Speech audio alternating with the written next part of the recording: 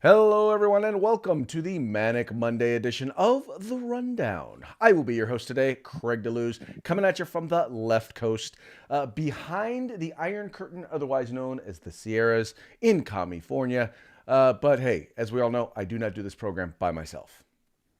No. Here I am on the East Coast, the coast with the most. My name is Mike Poworski. I will try to be bringing to you the information along with Craig today, where we give you 2A news and conservative views here on Monday's edition of The Rundown. Yes, sir, Bob. Yes, sir, Bob. Hey, folks, first of all, I want to apologize for the end of last weekend. Unfortunately, I was at a conference in San Diego, of all places, and unfortunately, it was very, very difficult to find a solid Wi-Fi connection that would allow our high-powered program to actually be functional. You know why? Because remember what I told you last week about San Diego? They're only worried about a couple of things there, Craig. All they need are some tasty waves, a cool buzz, and they're just fine. It does feel like that. It did feel like that sometime, but we had a very good time while we were there in San Diego. Learned a lot. With California's education direction and the direction they're trying to take it, there's a lot that you have to deal with and root through. But all that having been said, had a good time in San Diego. Good to hear. Good to hear, sir. That's always sounds like it's moving forward. Does that mean there's going to be some nice conservative, agendas now instead of the liberal garbage going on in the California public school system? Well, I can't speak for every school district, but I can say that where I am a school board member, we will be focusing on our core mission, which is the education of the childrens. There you go. Right, education to children. That's how unique, how different. You know. I know not a lot of school districts in California are doing that. Sadly, too No, many are definitely. focused on a bunch of other stuff. Yes. Yep. Absolutely. Well, good. I'm glad you had a good weekend. I went to a country music concert. It was Nice. a veterans tribute, veterans salute. I don't really, like some old music, old rock is a kind of, I guess, where my allegiance would be, right? But when somebody says, "Hey, we want to send you to a country music festival, a country music show that's a tribute to veterans, we'd like you to be there," I went. So I was. I'm trying to remember if it was Eddie Montgomery from Montgomery Gentry, Clay Right. Walker, Trace Adkins was supposed to be there, but he got the COVID during the week, so he couldn't be there. So the headliner was Toby Keith. So we had Interesting. pretty good show and special guest appearance via video from 45th President Donald Trump. Nice. Yeah, Nice. yeah. You should have seen this crowd. This crowd is probably close to 50,000 people when it was the former Attorney General of Florida, Pam Bondi, Mm-hmm. and she's one of the president's former aides. Mm. She got up on stage, welcome Florida, doing all the nice stuff. She said, "I got a special guest that wants to talk to you." And when Donald J. Trump got up on there, I mean, the crowd was just like, I mean, the best way I could describe it, Craig, is on the old Muppet Show when the Muppets would lose their heads and go, "Ah!" It was like that. People went crazy when he came on. I got to tell you, I would. That's the reason why I would be surprised if he ran for president again, because I don't know that his stock will ever be higher than it is now. After one term, he can live in the lore that was the Trump presidency. Listen, I will say this after talking to many of the people, because I was in with the organizers there at the event, that I have no information whatsoever that he's definitely running for president. I can confirm nothing. I can confirm nothing. We shall see. We shall see. Well, hey, why don't we go ahead and let's go ahead and get into today's news story, shall we? Because I think the first one starts with actually some results from the last election. Those of you, folks, you may or may not remember, there was kind of a Republican revolution in the state of Virginia. That's right, in the state of Virginia, there appears to have been a bit of a coup, and that's because, well, the Virginia GOP completes sweep of elections in the House recount. So they've done that recount there now in the House of for the races in the House of Representatives, and it appears that a 3-judge panel has ruled that the Republican candidate won, and therefore Republicans will now be in charge of both houses of the Virginia No, legislature, as well no. as the governorship there in Virginia. What say ye, Mikey?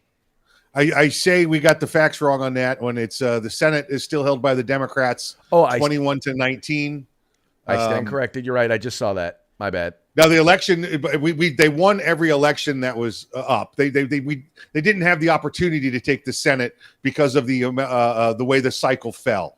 Right. So there weren't enough Senate seats available for them to steal the Senate back. But they won every other aspect of the election. They won governor, they won lieutenant governor, they won attorney general, they won the House. Those were all the things up for grabs, and they took everything up for grabs. I They stand could not take corrected. this. Thank you so very. Yeah. Thank you so very much. Well, the headline there is very misleading. It says Right. that it's a sweep, right? Well, a Right. sweep would be everything. Well, they should have said sweep of everything available. So Everything of there. but yeah, but it's still tremendous news, Craig. I mean, it's incredible. They're taking the House is back. So listen, if the House puts something forward, the Senate says no. Guess what the governor gets to do? The governor can still sign it into law as long as it's coming through the House. He just has his finance people work on it rather than the Senate. So Well, they could bypass that state Senate there if they want to. Actually, I think it has to pass both houses of the legislature. But what they do know is they don't have the ability to. He can do an executive order if he wanted, and Correct. They don't have the ability to overturn it. Yes. Yeah. Yeah. With the 21-19, they do not have a super majority, so they Right. can they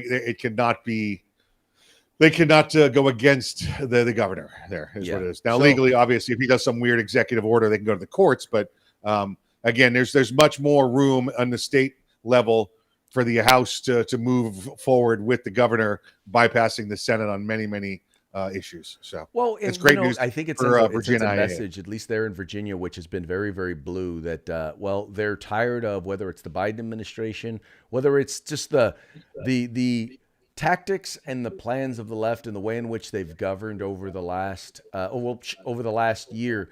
Have proven to be a problem. Have proven to be problematic. I don't know that our nation had descended, had fallen so far, so fast. And I think people are waking up to the reality that we need a little bit of sanity, and that sanity comes in the way of conservative leadership. Yeah, that's it. Listen, and it's not like the Republicans went in and did a lot to get this stuff back. The Democrats pretty much just at every opportunity shot themselves in the foot. Coming out and saying you parents don't get any say at all in how we're going to raise your children in schools or what we're going to teach them. What? Really? You're going to come off completely as a socialist and going on communists? Right. You think that's going to hold? Sure, go ahead. Keep saying that stuff. Keep saying that Right. stuff. And that's the thing is, once again, going and proving that on the left, there is a battle within the left from the left and the far left. The anarchists and the liberals are fighting with one another. And the liberals, who are voters, are deciding that they don't like the anarchists.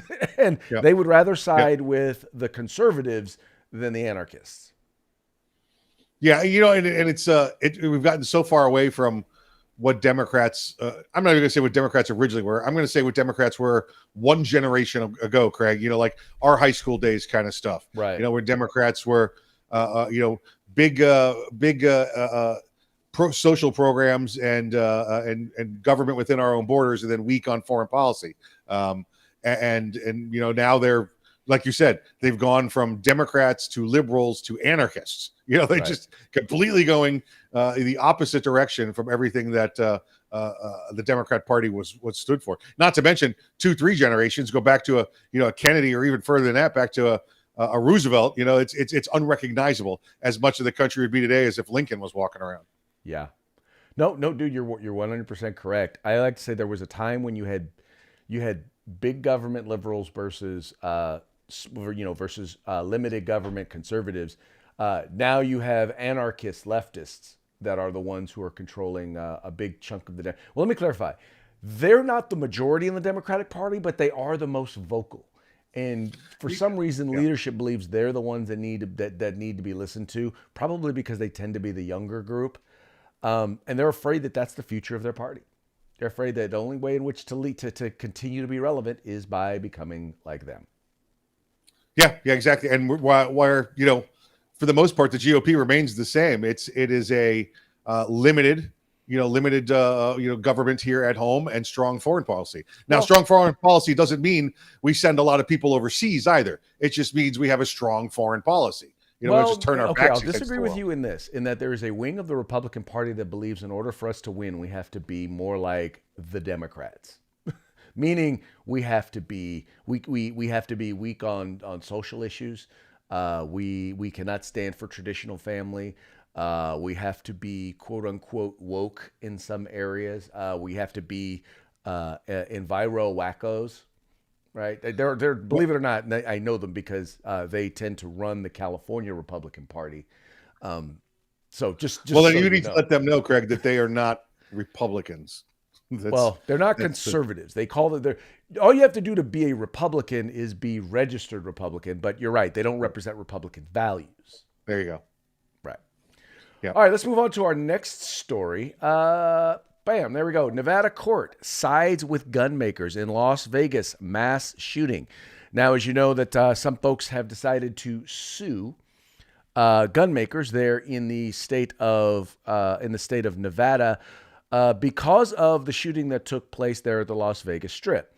Now, the point behind this lawsuit was to basically say that, well, they made these guns that were then used in this shooting, so therefore we are going to sue them. And well, the Nevada Supreme Court ruled that gun manufacturers cannot be held responsible for those deaths, which basically they ruled according to the law.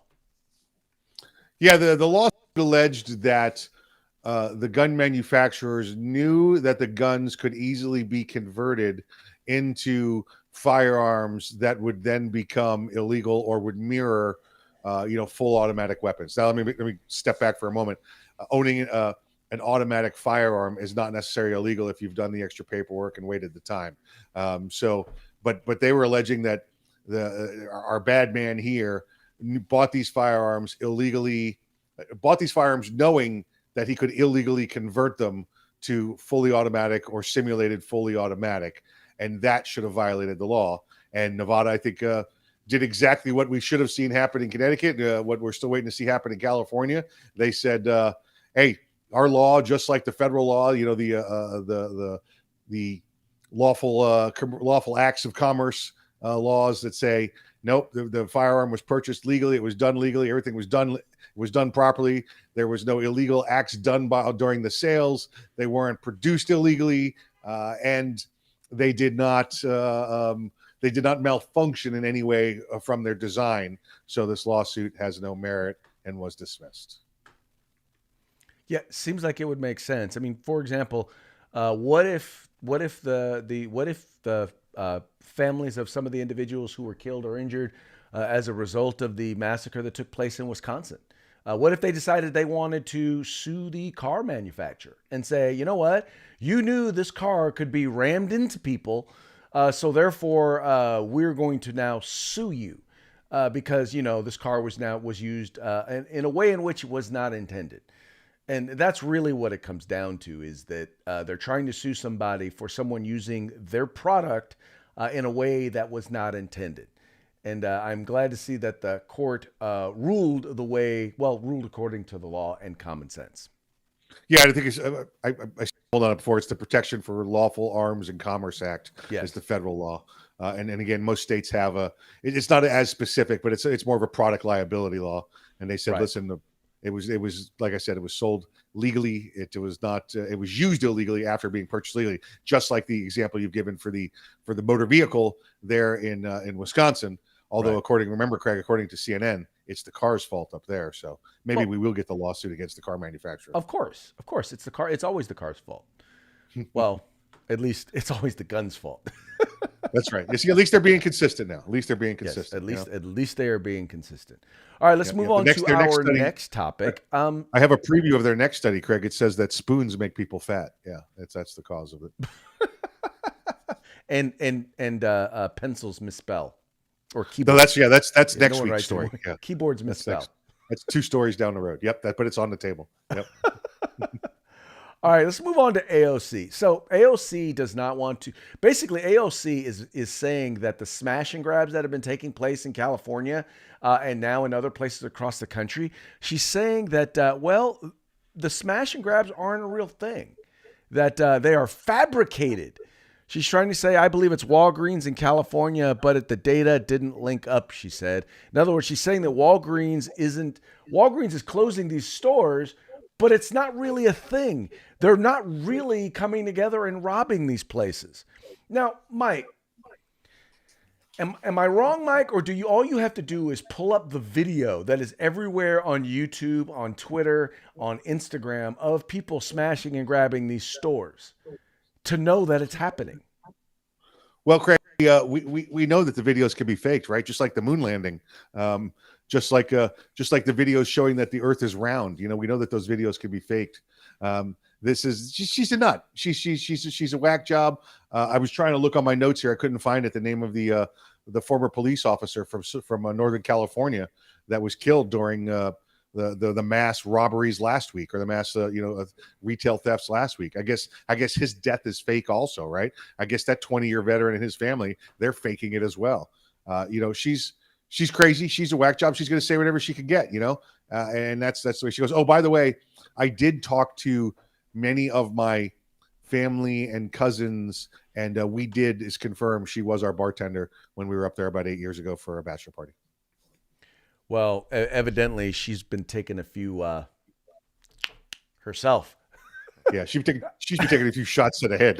She got concussion syndrome going on there, because that girl just straight crazy now. I don't know how you can deny what is obviously right there in front of your face.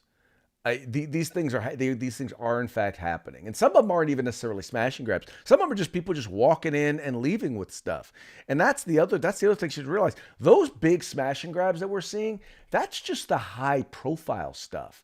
There are people every day. You walk into these stores, there are people every day that are just going in and walking out with stuff, and that's not an uncommon thing. That's always in some of these communities. That's always been a thing.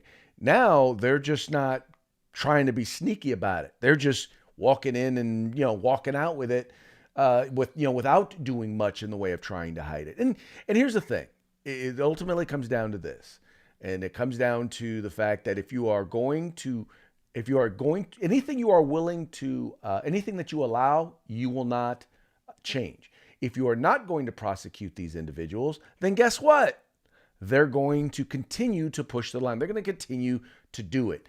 And that's the interesting thing, Mike, that in California, you have the governor of California, who is, in essence, he's blaming the locals. He's saying, look, you local mayors, if you guys aren't prosecuting these people, I'm going to blame you. It's all your fault. Now, mind you, dude, this is the same governor who has signed legislation that basically is changed the entire bail system and made it so that, it's almost impossible to keep someone in prison once they get out. It's the Democratic Party. It was his predecessor who decriminalized a lot of crime and took all of the people who were in state prison and put them in county prisons, and took the people who were in county jail and put them out on the streets. It was Kamala Harris and Gavin Newsom and Jerry Brown who were all part of the smart on crime, right, movement, which basically saw crime starting from like 2013 forward start going up for the first time in more than 20 years. He was a big part of that. Yeah, there's the hypocrisy, the glass house that this guy must live in. He says things like, it's the local prosecutor's fault and the local police force's fault that these people are not being arrested and are allowed to be run free. Meanwhile, he's the one that, like you just said, took away the bail for all of these, the bond requirements. He took away or changed the law. It used to be, depending on the location, anywhere from $100 to $300 before that retail theft became a felony. Well, now that level's been raised to $950. They cite in there, Craig, that the level of theft has gone down 7.7% based on the number of charges being filed, and the convictions that they're getting. Well, I'll tell you why it's gone down 7.7%, because they're not arresting them anymore. They're letting them do their thing. Police officers that are short manpower as it is are not going to go into cities, arrest some guy who took $500 worth of stuff, knowing that it's going to be a misdemeanor charge before he's even done writing the report. The guy's going to be released from prison and back out and doing again, or released from the county jail on no bond status. Excuse me, zero bond. Not they had to, it's a no bond, but he had zero bond required, zero bail money required to get out. So they're going to be released on their own recognizance and be back out on the streets. So they're not, it's not that the crime has gone down 7.7%. It's that they've stopped filing 50% of the charges. They're not doing it. It's a waste of their time. Right. Well, and the governor says, well, they should work harder and stack charges. Guess what? Stacking charges, really? Now you want to get the ACLU involved? You want to get the federal courts involved because now you're violating civil rights? You want to do that? Okay, let's do that. Let's do that. Well, you know what, Mike? Here's the other thing, though, that I'll point out. There was a Proposition 47, which took a lot of crimes that used to be felonies and turned them into misdemeanors, and raised the level. Basically said that if you steal anything less than $950, it's a misdemeanor, which basically you'll get an infraction, you'll get a ticket, and you'll show up to court. But Mike, part of it is the voters voted for that. So part of it, and by the way, the voters who voted for it primarily were the folks in the San Francisco Bay Area and in Los Angeles. So to a certain degree, they're getting what they deserve. And not what they deserve, they're getting what they voted for. I'll put it that way. We need to understand that if we're not going to be tough on crime, then crime is going to be tough on us. That's right. That's right. There's a few colleges around the country experiencing that right now too, that we took a look at. You know? Yes, there are a number of colleges that are standing up and they're saying, oh, well, this is horrible and this is going on, that's going on. Now, these are the same colleges that have professors who are preaching the smart on crime tactics, the decriminalized crime tactics that we're seeing happen in the blue states of these United States. And as a result, we're getting what we're getting. Yeah, exactly right. And they voted these things in and agreed with them when it didn't affect them, because these are coming from Ivy schools and they had walls and barriers that kept them protected. But now you got murders going on and shootings going on in those areas, and now they're like, oh, we have to do something about this, we need protection. Yeah, guess what, when it's just the people voting Democrat, you don't mind because they're out in the hood, right? But now that now that it's coming into your elite school areas, now it's an issue for you. Right. Nope. Can't deal with it. Okay, let's go on to our next story. You guys, you'll love this one, Mike. All right, so we got Seth Rogen. Seth Rogen has decided that, he's got a special out, and it's what's it called? It's called Santa. Where's it at? I haven't even heard of it. It's called Santa Inc., and it's on HBO Max, and it's about a female Santa. She's supposed to be the highest ranking female Santa, right? Well, it's got like 3% on Rotten Tomatoes, meaning absolutely positively nobody likes this show. And as a result, Seth Rogen is blaming white supremacy for the fact that nobody likes his new program. Yeah, amazing. White supremacy strikes again. I think maybe what he should be blaming it on is that he sucks.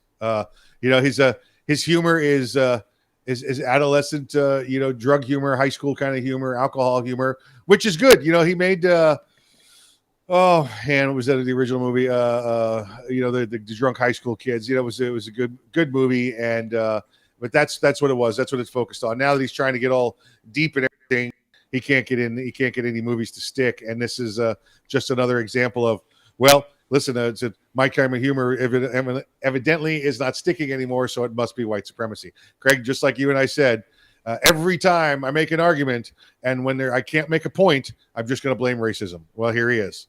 Yeah, that's the only thing he's got left. Movie sucked. Production value is horrible. Sarah Silverman, not a great actress. Not received well. Not produced well. Oh, it must be white supremacy. And what's your point? Yep. Clearly, it's white supremacy, because in the end, white supremacy is white supremacy is now, I've come to realize, in their eyes, it is every time I don't get what I want, it's white supremacy, and that's what it is. It doesn't really matter who you are. If you're on the left, if you are part of the victim class, then we blame everything on white supremacy. Unfortunately, Mike, you are a straight, heterosexual, white male. So therefore, you don't get to claim white supremacy because, according to the left, you are white supremacy. Yeah, yeah, I am a white supremacist. And Superbad was the movie I was trying to think of. I'm Yeah, sorry. So now he has a new movie out on HBO Max, and it's not super bad. It's just super bad. it's not super bad. It's just super bad. The thing is that his type of humor only lasts so long. There's only so many different of those very same jokes that you can pull. And He's it's good. It's a novelty for a moment, but then eventually people get tired of it. And that's what it is, people are tired of his antics. the people I know that have had the opportunity to meet him. Well, one, he's a stoner from Canada. He's a Right. Vancouver stoner, is what he is. Not that all people from Vancouver are stoners. I'm not trying to stereotype And not Vancouver. that all stoners are from Canada. That's right. Been to Canada many times. Been to Vancouver many times. But they say he's one of them like stinky level stoners. Like he's such a stoner and such a hippie that baths are. You don't need a bath, man. We just live with the breeze. And they say he smells. So Oh, well, there you go. just facts. Just facts as I There know you them. A Canadian stoner or California homeless. No difference. That's it. Yep. He's got that dirty hippie smell to him. All right, Mike. Well, let's move on to today's parting shot. See if I can get it up here real quick. We all know that, natural disasters happen all over the world, all over the place, right? In Florida, you have hurricanes. In California, we have wildfires and Yeah. seldom, but we have earthquakes and then sometimes mudslides. But there is one, I don't know if you'd call it a natural disaster, but it is a disaster that has occurred over these entire United States. And no, I am not talking about COVID. I'm talking about the Biden administration. So, which disaster? Fire, floods, hurricanes? The Biden administration. Yeah, I'm actually thinking about filing a claim. And when they indicate what losses have I had, I'm going to say I've lost 20% of my salary at a minimum. It's just that's my loss. Well, what caused it, sir? Well, your freaking welfare and social programs, and the build it bigger, better, badder, bitchin' bridges now, or whatever the name of it is. Right. Build back better. I still don't get. I know it had a lot of is bees in it. literally, I still don't get exactly what it is they're trying to get at with that. Well, we're trying to get at. We have to build it back better by giving $500,000 to the Ukrainians. Because we get the bridge from the White House to the Ukraine. Evidently, going to rebuild. Yeah, well, Hunter Biden's taking the lead on that project. He's also building the China Tunnel. Don't forget that. All right, Mike. Well, hey, it's about that time. How about a shout out to our sponsors? Let's say hey to our good friends at Gorilla Machining, Grid Defense, and of course the California Republican Assembly. Now, those guys, they know what it means to be a Republican. Yes, most definitely do. And by the way, folks, if you are a member, I think it's pretty much around renewal time. So you're probably getting emails saying, hey, it's time to renew. So make sure you guys renew your membership and encourage others to actually join the organization. It is the Republican wing of the Republican Party here in the state of California. Let's make California red again. Yeah. With that, let's do it. And I'm not talking about with the wildfires either, Exactly. Well, there you go. No, not with the wildfires. And with that, I want to encourage y'all. Please make sure to like, share, and subscribe to the program, and encourage your friends to do the same. Tell them this is the spot every Monday through Friday at 5 p.m. West, 5 p.m. Eastern, 2 p.m. on the West Coast. Check us out. This is the place to be. We really want to have you guys be a part of the conversation. With all of that, you guys take care, and we'll talk to you again tomorrow on Taco Tuesday. Yum, yum, yum, yum, yum.